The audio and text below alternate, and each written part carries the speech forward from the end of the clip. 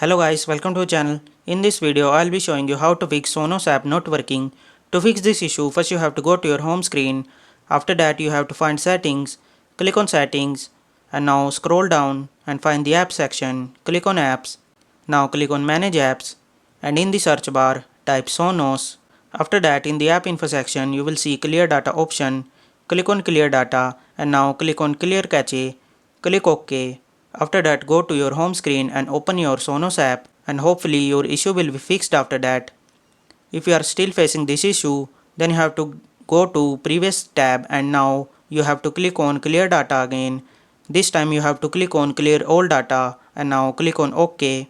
After that, go to your home screen and now open your Sonos app and hopefully this will fix your issues. If this method is not working for you, then you have to just completely restarting your device because simply restarting your device can fix your app issues.